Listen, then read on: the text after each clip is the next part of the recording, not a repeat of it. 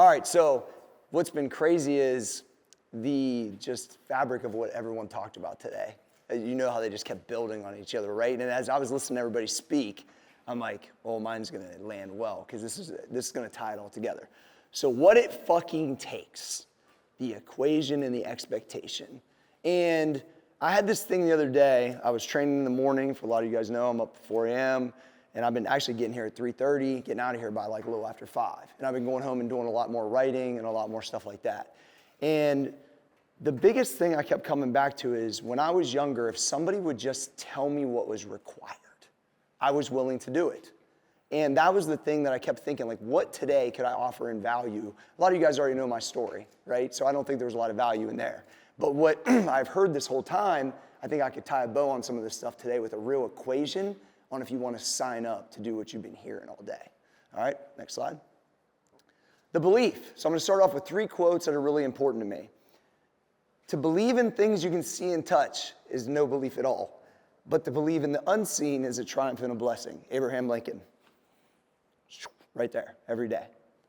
Belief is so important. You've heard all these people talk about how they had to believe in themselves. Somebody else had to believe in them. It's just so important because disbelief is everywhere. But to believe you can actually accomplish it and that you can see it up here and then it becomes real. You guys are standing inside of all of that today. Straight up. You're experiencing it. It all had to be here first. This entire place. Next. Confidence and perseverance. I love this one. I heard Nipsey talk about this the first time. The reasonable man adapts himself to the world. The unreasonable one persists in trying to adapt the world to himself. Therefore, all progress depends on the unreasonable man. Dude, look at what we did today. It's not even 10 o'clock. Think about how much you've learned, how much fun you had. Does any of this sound fucking reasonable? It doesn't, right? Next. The pursuit and the goal. I love this one. A master in the art of living draws no sharp distinction between his work and his play, his labor and his leisure, his mind and his body, his education and his recreation. He hardly knows which is which. He simply pursues his vision of excellence through whatever he is doing and leaves others to determine whether he's working or he's playing. To him, he always appears to be doing both. Is that what Phil like we was doing today? Right? All right, next. So who is Cory G? You know, I could tell you I was the guy that founded Muscle Farm, I founded the old school gym, I made this money, I got an island, all that cool shit, right? But really, this is who I am. I was an angry kid who wanted to change. I was a terrible student who wanted to learn, just not what they was teaching me. A big dreamer that needed a blueprint, back to my early thing I said. A coal miner that knows how to work, which I'm super proud of. A lifter who needed an opportunity. And a person who wanted to be a good dad. A consistent winner who wants to teach. That's why I'm here putting this on today. Next. The equation. I was writing about expectations. And for you guys that know what the 10,000 hour rule concept is that it's 10,000 hours to get the start to mastery. That means you would put 10,000 hours into something to be on the front side of maybe being good at it. Right? So what's that really mean? So I started thinking to myself, where's the value that I could tell you guys today of how I got here? And I reverse engineered some of my success. What did it really take? How can I teach it properly? And I think the 1% better thing's inaccurate. Because, I don't know, I took geometry as a senior. I got a 13 on my ACT. I wouldn't say I'm a Rhodes Scholar when it comes to math. But the math never made sense to me. If I got 1% better a day, and then, in 365 days, I was 365% better? That doesn't fucking make no sense. I don't think it's reality. You know, money doesn't compound that way. Our bodies, our totals don't compound that way. They compound in a slower trajectory, actually. So you gotta fucking show up. Next. And so, 20 years old, this is my first gym. I would say that's a little bit of a stretch. It was a ladder closet inside of a mini mall beside a Wonder Bread outlet. And I called it T3 personal training.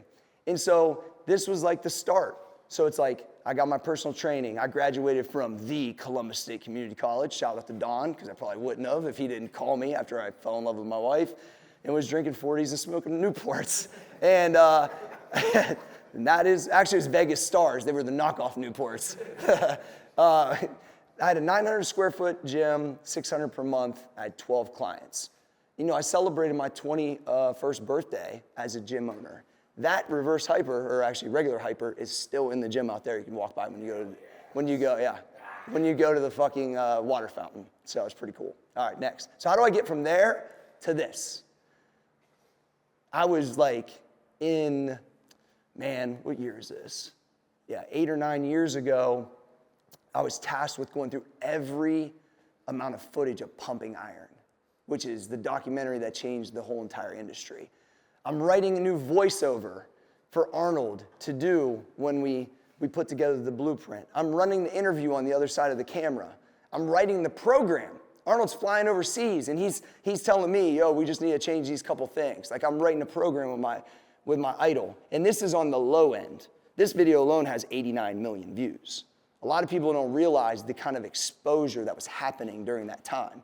But I went from the guy that was in that small gym to this dude who's friends with my idol and getting 100 million page views, having people do my programming all over the world, and back to a lot of stuff that Anthony said, not giving a fuck, really just being me. Because every time I leaned into me, it continued to work. And a good example of this is, you guys see the little 8-foot kind of hoop thing? We're about to shoot a whole league here starting out in April. Wait till you see me trying to dunk on fucking Treadway. I'm being dead serious. Yeah, some of my young kids, we play every week, but that's authentic to me. It's just me being me, right? And I just continued to lean into that. So next. So I wanted to be able to do a better job of giving you guys an accurate depiction of what that really took. What did it really take for me to be that guy and then to be the guy standing by Arnold? And so I did some quick math. Follow me for a second. So I thought it made more sense that it was 0.01%. That 1% didn't even make no fucking sense to me. And I thought, okay, well, I don't know if there's like algebra or some shit, but this is my algebra. So I go, what is really, if I thought about myself getting 0.01%, what would that mean to me? And to me, it was like 2 hours of training. Now I can tell you, if you had a Bible, I'd put my hand on it, that this is at least accurate. I haven't missed more than a week's workout since I was 16 or 17 years old. And that's a fucking fact. And I'll be 47 this year. And so I thought, okay, if I have 10 hours to begin mastery, and I go 7 days a week for 2 hours, which 100% I have done, and that's 14 hours a week towards mastery. Real quick math, that's 714 weeks. And 714 weeks, but by 52, that's 13.7 years of being consistent. I don't do anything special, I just don't fucking miss, right? That's the same shit you heard from all these other people. From 1999 is when I started my LLC. I started working with Arnold in 2012.75, that's 3/4. Exactly 13.7 years, 714 weeks. And so my point is, I wanted to give you, what did it really fucking take? How dedicated did I really have to be? Like when people say, it must be nice, that's the best way to get punched in the fucking face. Because it is nice because I earned it.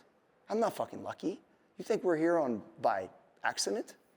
No, none of us. And nobody that was up here, nobody that put their seat in the chair today came here and lifted us by accident. It was all on fucking purpose. And so think about this. I'm talking about this gap of time. That's where I started mastery in 2012, and that might have been where everybody started to know me. I'm still doing the same shit. It's 2025. You guys are getting ready to see the next wave. This type of stuff, the stuff on Muscle Island, this type of material, bringing my friends to come and impact you guys. There's a whole nother wave of it coming, but I've been still doing the same stuff. Now, the reason why I use training is I've done a lot of business development, all those things, but the real way I make money is programming. Like you guys take supplements, but everyone knows me because of my free workouts from Muscle Farm back in the day. And then I was on bodybuilding.com, and then I was doing this stuff. And the reality is, the thing I'm probably the best at is actually writing workouts. And so when I'm in my trailer growing up, and I'm telling people I want to be a personal trainer, And there's not even a personal training job where I'm from. I've never met anybody that's done that job. I don't know anybody the coal miners think I want to be Richard Simmons when I go there. They have no clue. They've never heard of anybody. They're like, that's cute type of thing. And I'm thinking to myself, like, is this even fucking possible? But I put this type of time in to where I was the go-to friend in high school for workouts. I was, when Muscle Farm started growing, because I had been doing 10 years of personal training, I prided myself on if you walked in my gym, you knew you were going to get your ass kicked, but I wasn't a clipboard fucking trainer. I wasn't like, we did 10%, 3 sets of 12 last week. No. I studied Arnold, West Side, Mensers, all different types of training, and I wanted it to be different and effective, and I wanted to keep your attention. And so then every day I would go into my gym and I'd write the idea for the day, and I'd have 35 clients on a regular basis that came and saw me. And I would write it down, and I'd throw it in like a plastic, like Tupperware drawer. And I did that for like almost a decade. And then when Muscle Farm started growing, we were trying to find, Facebook just started and all this other shit, and Twitter. I signed up for Twitter in 2010. I was like, man, I should take these workouts that I spent a decade, and I should just type them and put them out. And then the arm gauntlet of hugeness. Yeah, it's a lot of people's favorites. And I remember when I wrote that, I was like, I think people would think this is going to be cheesy. I thought it was fucking hilarious. And then it became a thing, like me, Danny, Cole, these guys like that worked with me earlier, we're like naming workouts. You know what I mean? It's super cool. All right, next slide. And so, what's it really take? This is a question I just needed answered. And I'm hoping to answer for you guys today, is that the expectation of what I think we're hearing out here is we're being lied to. We're just being fucking lied to. Because everything is, you gotta hack this, and don't not sleep, whatever, however many hours. It's a bunch of fucking bullshit. If you want to be a fucking killer, this is what it takes. I'm standing here as a fucking killer. And that's what it is, because this is what it took. And so it's like the habits and the dedication, the intentionality, and there'll be 5 takeaways here that I want you to think about. Next. So the expectation, an unrealistic view. We're always comparing ourselves on social media. And we have unrealistic time frames. Here's my favorite thing, right? Dude's on the front of his Lambo. Yeah. Grab my shit. You don't know that thing's fucking rented? I had a Rolls Royce. You ain't never seen me post that shit on social media. Rolls Royce featured me on the Rolls Royce app that only people that own Rolls Royces can even fucking log into, and did a story on me, and I still didn't fucking post it on Instagram because I don't want anybody to think that's what I'm trying to do. I did back it in the fucking gym and do the photo shoot, though. I'm just saying, and it was cool. And we was live that day. It felt good. But anyway, that's my point. So the guaranteed results, that's what everybody wants. You guys got to know, I wasn't sure anybody was going to come to this. I knew Mike told me he was coming.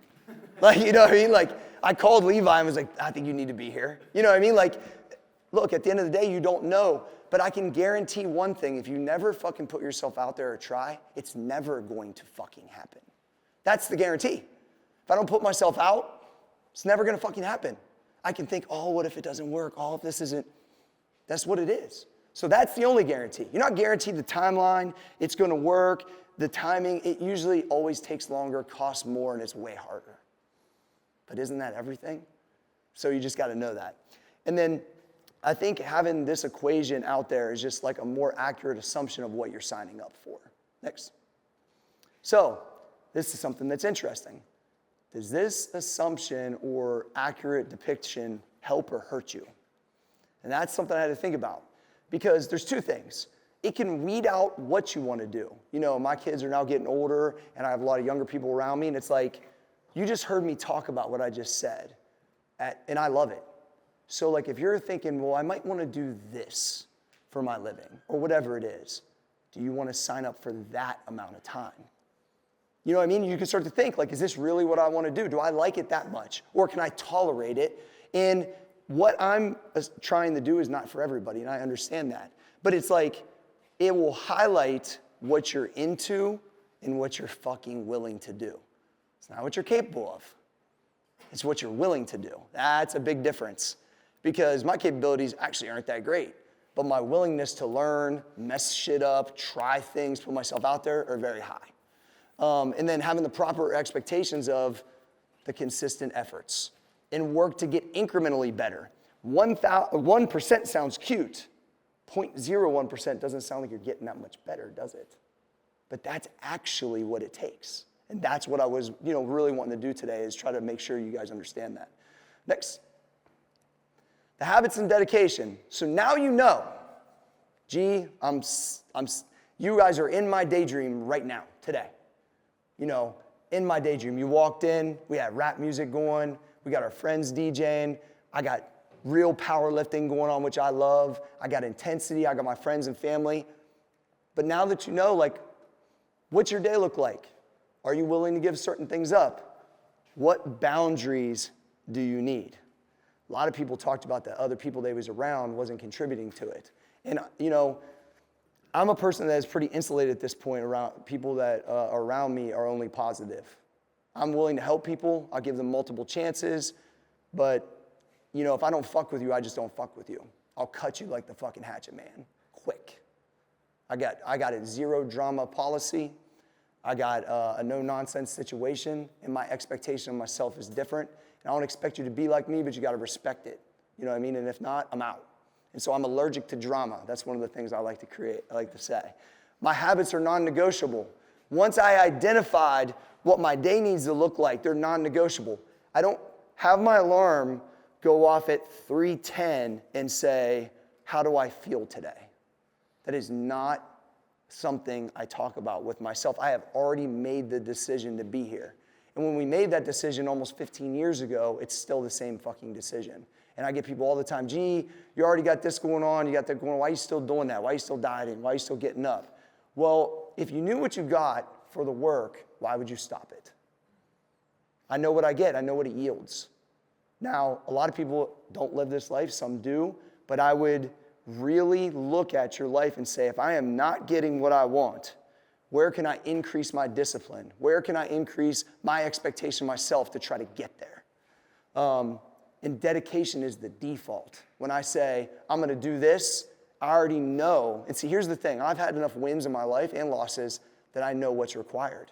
So I know when I'm signing up for something, I know what it is. I knew there could be 10 people here or there could be 100 people here.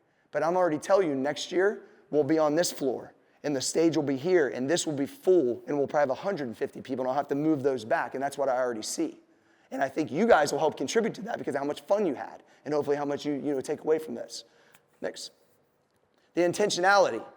It's like I mentioned, nothing is on accident. It's present of mind, daily choices, strategies, boundaries for vices and people, dates on the fucking calendar.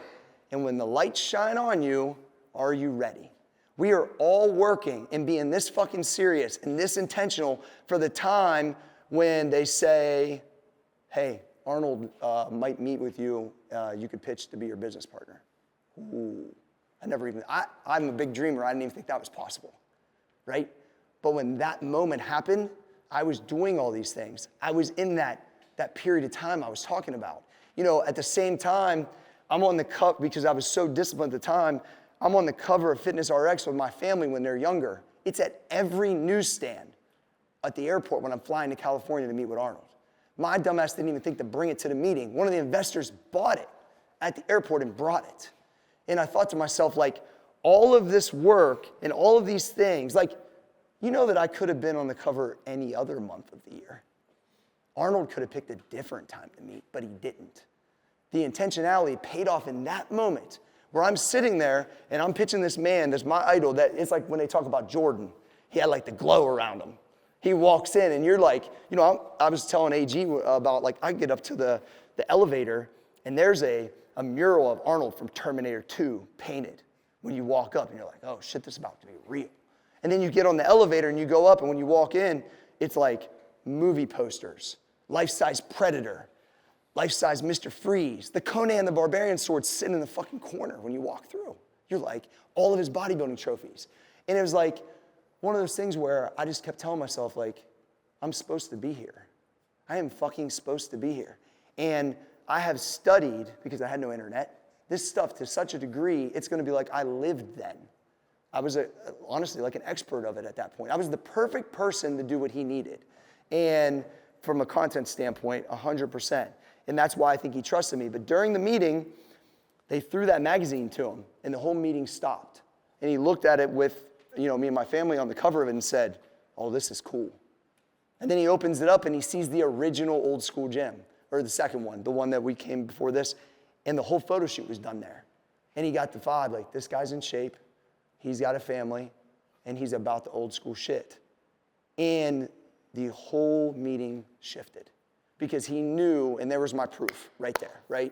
And so it was all intentional. And so the thing is, it wasn't on accident that I was there. I was after these daily things.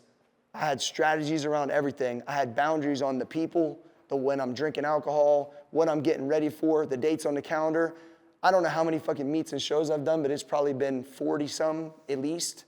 I would go from 17 years old, my second meet of my life, I was benching, I benched 250, and there was a guy named Louis Simmons that benched, I believe, 600 on his 50th birthday that day.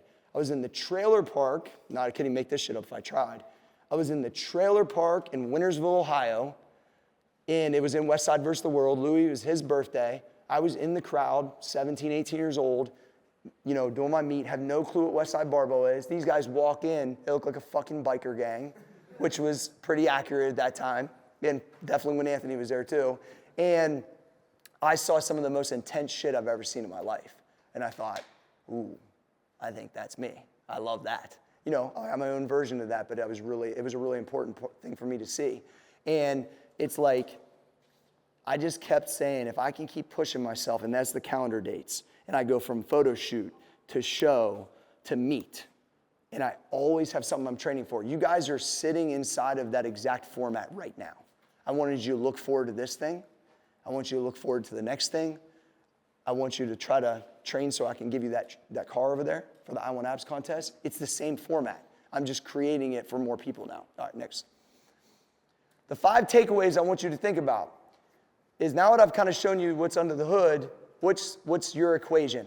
What in your mind does that equate to in your life?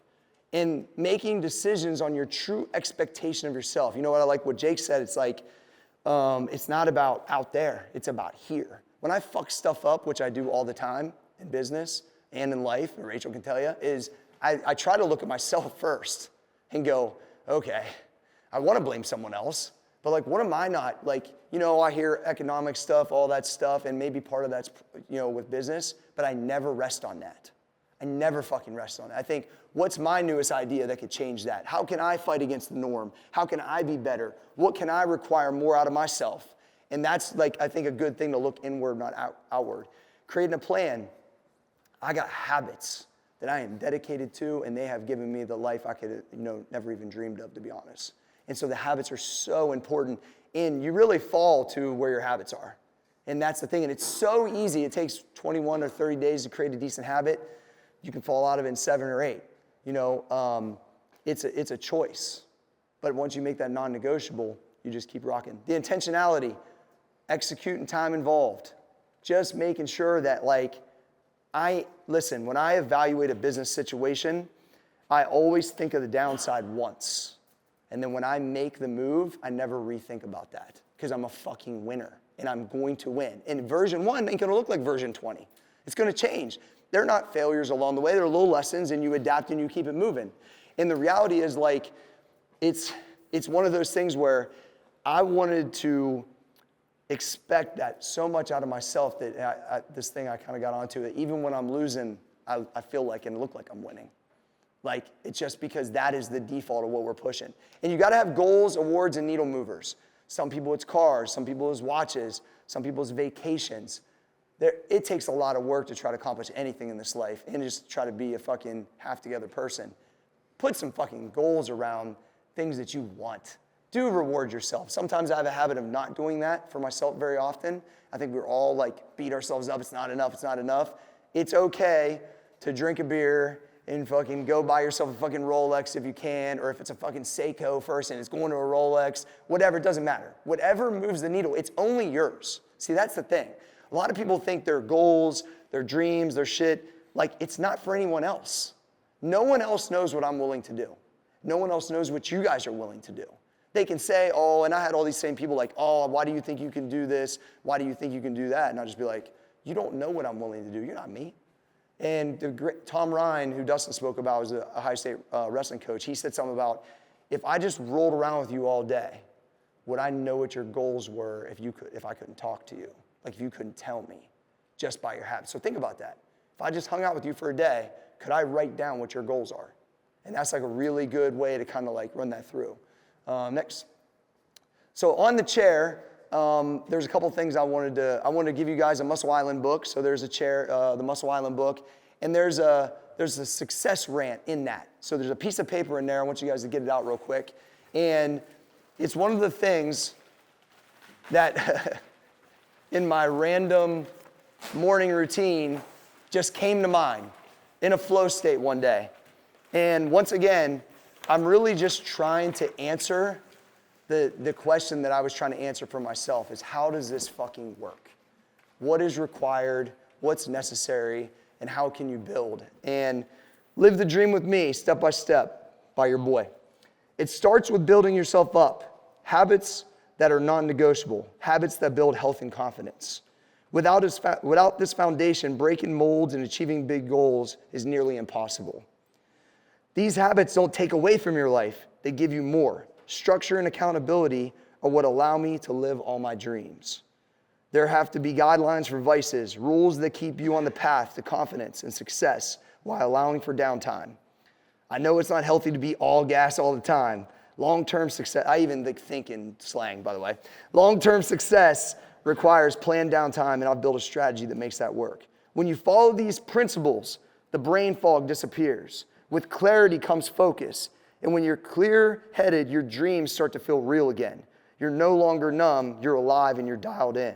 Or like Vinny says, locked in. When you follow these principles, with focus and belief restored, consistency happens. To bring a dream to life, you have to take real action. You have to move. When you stay consistent, opportunities start to show up. And because your mind is clear, you won't miss them. You'll see the signs, you'll trust your gut.